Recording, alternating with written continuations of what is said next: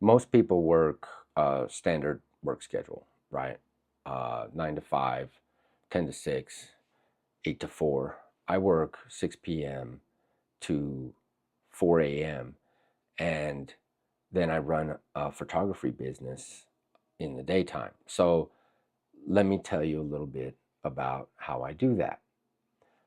I work 6 p.m. to 4 p.m. repairing machines for Starbucks. My phone is my boss. I don't have anybody that I report to in a physical office. All of my calls are dispatched through a service system.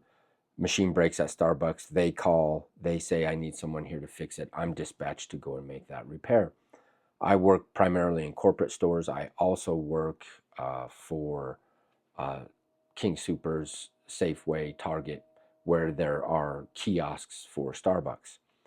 And primarily my work is done in corporate stores. So I have the key, I work after hours, I go in, I repair the equipment, I'm out before the employees come in the morning. It's a great gig. Then I'll be home by 3, I'm in bed by 4.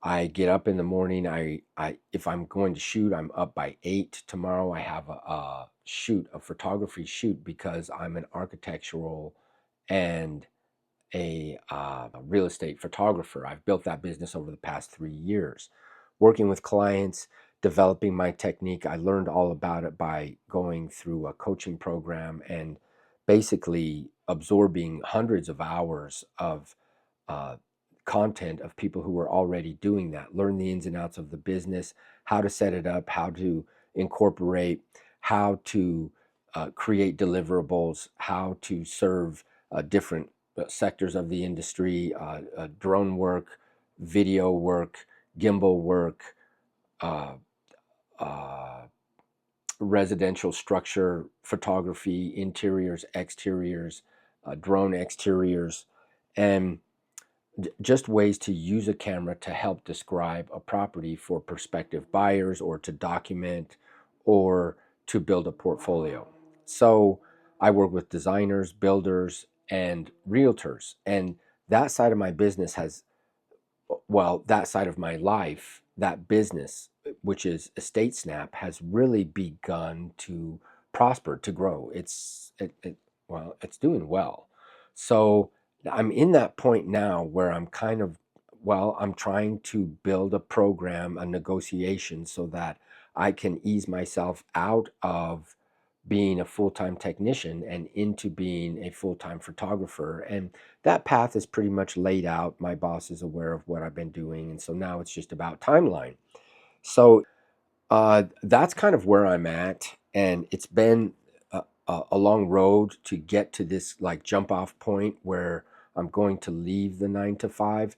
A little scary because I'm past 55. I'm 56. I'll be 57 at the end of this year, the beginning of next. So looking at, coming up on my 60s and housing and the cost of things and how am I going to navigate that moving forward, and where I see myself in the next 3 to 5 years, building my business and traveling around to shoot projects for architects, builders, and designers that have projects that are out of state, maybe even out of country.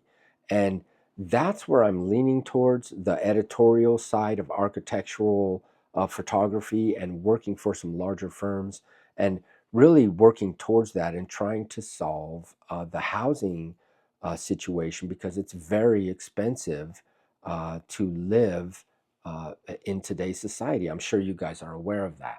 So as I'm working on that and working towards that, maybe you're doing the same thing. So that's what I'm here to do, is to share that transition process as I move from being a full-time employee to being a business owner, running a successful photography business and serving clients.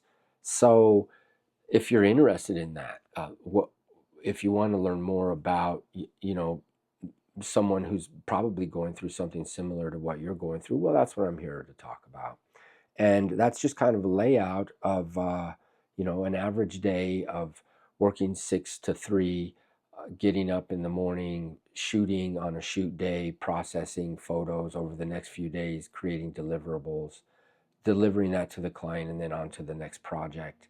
And how I did all that to get to where I'm at is what I'll talk about, in coming videos. But that's just kind of what I'm about, is trying to find a way to navigate living in today's society with the high cost of things while trying to build a business.